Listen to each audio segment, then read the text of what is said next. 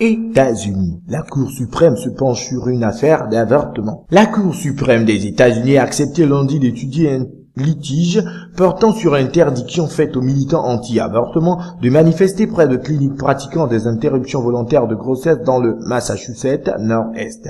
La plus haute juridiction du pays refusait jusqu'ici de se saisir des plaintes qui lui sont soumises pour tenter d'obtenir le réexamen du droit de l'avortement légal depuis 40 ans aux États-Unis, mais que certains États remettent en question.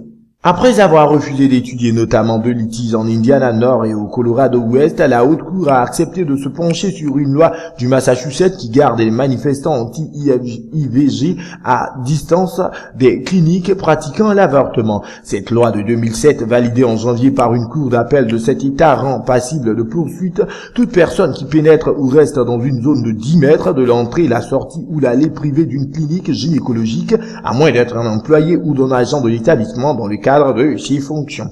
Lors de sa prochaine session à l'automne, la Haute Cour examinera la plainte de 7 militants qui arguent des 1er et 14e amendements de la Constitution sur la liberté de manifester, de s'exprimer et l'égalité des droits. Simplement, le fait que la Cour se saisisse de ce cas donnera du répit aux manifestants pro-vie qui subissent des restrictions draconiennes imposées récemment à San Francisco, Chicago et d'autres villes, encore à estimer dans un communiqué d'Anna Cody, directrice d'une association anti-avortement Life Legal Defense Foundation. Nous sommes optimistes que la Cour non seulement invalidera la loi du Massachusetts, mais réexaminera certaines de ses décisions précédentes, a-t-elle ajouté.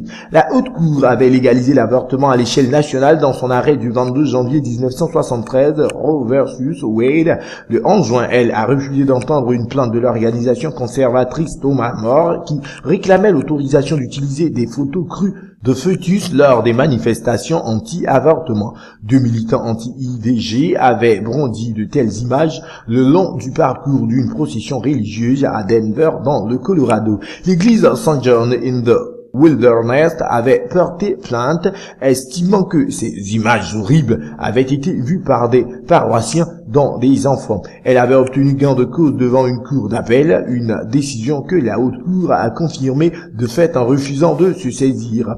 Le 28 mai, la Haute Cour a rejeté un recours de l'Indiana qui refusait que les fonds gouvernementaux d'assurance maladie aillent des centres de santé gérés par le planning familial et pratiquant des IVG et avait de fait validé ce financement. Fin octobre 2012, la Cour suprême avait déjà rétorqué un recours sur une réforme de l'Oklahoma Sud qui voulait écrire à la Constitution de l'État que l'embryon est une personne, le protégeant ainsi de tout avortement.